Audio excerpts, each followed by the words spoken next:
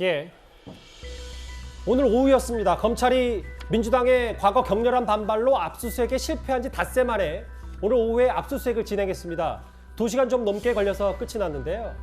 그런데 압수수색 시도 직전에 이재명 대표가 당사 앞에 등장을 했습니다.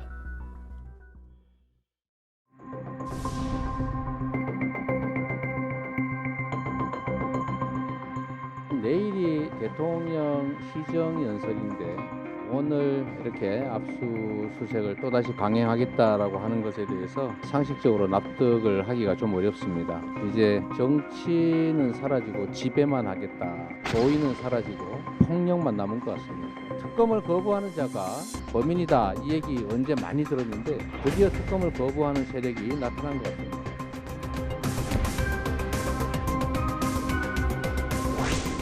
비통한 심정으로 이 침탈의 현장을 외면하지 않고 지켜보겠습니다.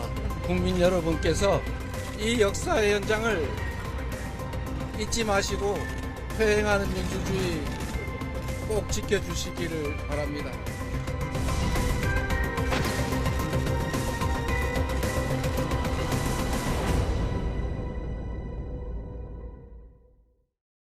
화면에 보신 그대로예요. 일단 김홍국 교수님. 민주주의 역사 정당사에 참혹한 일이다라고 하면서 오늘 약간 발언 중에 목이 메이기도 했고 눈물까지 보였는데 이재명 대표의 눈물을 어떻게 저희가 받아들이면 될까요? 해석을 여러 가지로 할 수 있겠죠. 비판하는 분들은 이제 뭐 악의 눈물이라고 하는 그런 얘기를 할 거고요. 그리고 공감하는 입장에서는 여러 가지 민주주의의 퇴행에 대해서 걱정하는 이재명 대표의 공감을 할 텐데요. 저는 후자 쪽입니다. 왜냐하면요. 과거에는 검찰이 정당에 대해서 갖는 조치는 입법부에 대한 존중의 기본이 있었거든요. 예. 그리고 입법 정당 민주주의의 근본에 대해서 최대한 존중이 있었기 때문에 과거에는 또 나중에 국정감사가 가면은 뭐 검찰총장을 비롯해서 이 법조계가 다 거기에 대해서 책임을 져야 되거든요. 그런데 지금은 대통령도 검사 출신의 윤석열 대통령, 법무장관도 검사. 사실은 검찰이 이렇게 믿는 배가 있기 때문에 저는 이렇게 다 입법부의 근간인 정당에 대해서 이런 행동을 하고 있다고 생각합니다. 그렇기 때문에 이재명 대표는 아마 그런 생각이 들었을 겁니다. 입법부, 정당, 입법 민주주의가 침탈당하고 있다. 그리고 본인이 책임자로서 과연 여기서 어떻게 될 것인가. 그런데 본인에 관련된 사안 때문에 계속해서 이제 이런 공세가 들어오고 검찰이 들어온 거거든요. 검찰이 와서 사실은 제대로 압수수색 된 것도 없어요. 그리고 도리어 정당의 정무직 당직자 명단만 사실은 관계없는 그런 것만 가지고 갔다는 건데 압수수색이 잘 됐는지 안 됐는지는 아직 확인할 수 없습니다. 아니, 당에서 검찰이 뭘 가졌는지 모르니까. 문서 4개 파일을 가져갔고요. 그 문서가 또 유의미한 보도도 동시에 있으니까요. 예, 일단 말씀하시죠. 그런 측면에서 정말로 정당에 대해서 그 정도 사안을 가지고 정당에 대해서 압수수색을 강행해야 되느냐. 과거에는 이런 일이 발생하면요, 뭐 대통령의 정무특보라든가 또 정무장관 다양한 시스템이 가동이 돼서 일단 알겠습니다. 야당의 협조를 받아서 야당의 자료를 제출받고 협의됐을 텐데 이번에는 전격적으로 압수수색이 된 거죠. 그렇기 때문에 저는 이재명 대표 입장에서는 민주주의 침탈 그리고 야당에 대한 정치 탄압이 진행되고 있다고 생각했기 때문에 본인이 그 주인공이 돼 있어서 아마 그런 마음의 심정이 아주 격했을 거라고 봅니다. 예. 이재명 대표가 눈물을 울먹였다 뭐 이런 얘기를 화면에서 우리가 봤습니다만은 저분이 대선 패배 직후에 주식을 2억 3천만 원어치를 산 멘탈을 가진 분입니다. 그것도 당사 안의 일부인 민주연구원 부원장실 압수수색 저거 가지고 눈물 보일 정도의 멘탈은 아니다. 이렇게 생각이 들고 민주주의에 대한 침탈이라고 하는데 민주주의의 핵심이 법치주의입니다.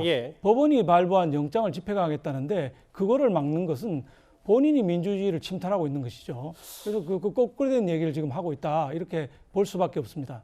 제 말에 대한 반박이라서 좀 덧붙이면요. 과거에 군사 독재 정권이 저렇게 주장을 했습니다. 그리고 과거에 법만 주장했던 법가의 상한 같은 사람이 나중에 스스로 칼에 맞아 죽습니다.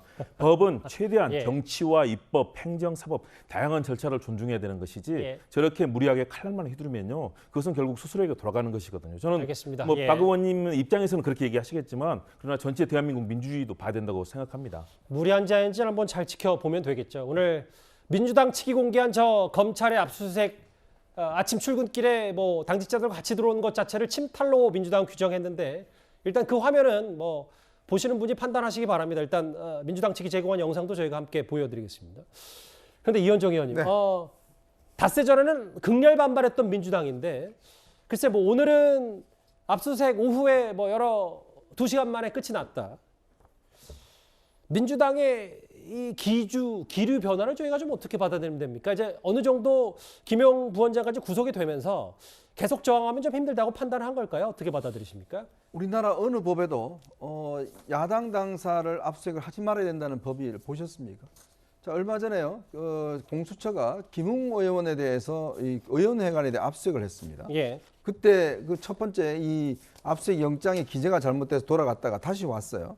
다시 와서 결국은 변호사 입회하에서 다 압수수색했습니다. 예. 가져갔습니다. 그건 어디죠? 그건 국회입니다. 국회 안에서 했습니다. 의원회관 안에서. 근데 여기는 당사입니다. 밖에 나와 있는 거죠. 그런데 민주연구원과 민주당은요, 별도 법인입니다. 그 당사 안에 있는 거지. 예를 들어서 이 당사 안에 어느 회사가 있으면 그 회사에 대한 압수수색하면 그것도 당사에 대한 침탈입니까? 예. 아니잖아요. 지금 민주당에 대한 압수수색하는 게 아니지 않습니까? 민주연구원, 저기 입주해 있는 별도 법인인 민주연구원의 그 자리에 대한 그걸 하는 겁니다. 그렇다면 예를 들어서 지금 이 민주당 측에서 당연히 합의를 할 수가 있죠. 자, 변호사 대동해서 그 자리에 가서 그 자리에 있는 PC만 압수하면 되는 거 아닙니까? 지금 예. 검찰이 그거 하려고 하는 거 아니에요? 즉 그걸 가지고 민주주의가 침탈됐다라고 이야기할 수 있는 겁니까? 여기는 그러면 민주당사는 아무런 취해법권 지역입니까? 예를 들어서 민주당 뭐 총재실이나 이걸 뭐 대표실이나 했다라 그러면 이게 정책 문제가 될 수 있지만 지금 민주연구원의 그 자리, 지금 구속된 김용지 씨의 그 자리에 대한 압수수색을 하는데 그걸 가지고 민주주의 침탈에 이야기하는 건 이건 많이 경강부회하는 것이죠. 예. 일단 오늘 조금 전에 압수수색을 마치고 돌아가는 검찰 차량의 모습도 만나봤는데요. 검찰이 어떤 걸 확보했는지도 저희가 좀 자세히 알아보겠습니다. 그런데 민주당에서도 글쎄요, 더 이상 저항하면 개인 수사를 막는 걸로 비춰진다고 판단한 건지 모르겠습니다만 이재명 대표도 오늘 특검에 대해서 한 발 좀 물러나는 모양새를 취했습니다. 무슨 발언을 했는지 한번 들어보겠습니다. 김건희 여사의 특검과는 전혀 관계가 없습니다. 김건희 특검과 둘은 연관관계가 없다는 것이 제 입장이고 또 연관 짓지 말기를 다시 한번 부탁드립니다. 대통령의 저축은행 비리 수사 봐주기 부분이 부담스러우면 빼도 좋습니다. 부담스러운 부분들은 빼고라도 특검을 하자라는 말씀드리고 정말 민생 경제가 초비상 상태입니다. 정치가 본연의 역할을 다해야 합니다.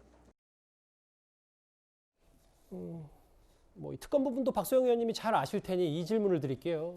지난 금요일 긴급 기자회견에서는 김건희 여사 혹은 부산저축은행 윤 대통령 부친 집 매매도 특검하자고 했다가 오늘은 부산저축은행 비리 의혹 빼도 좋다. 어떤 속내를 이 대표가 갖고 있다고 받아들이세요? 일단 특검 주장을 했는데 우리 당을 비롯한 언론이나 여론의 반응이 싸늘하거든요. 이게 물타기에 불과하다. 법적인 문제를 정쟁으로 끌어가려고 한다. 시간을 벌려고 한다. 이런 비난이 있는 데다가 이재명 대표 본인이 그 특검을 주장하는 사람이 범인이다. 예전에 이렇게 주장한 적도 있었거든요.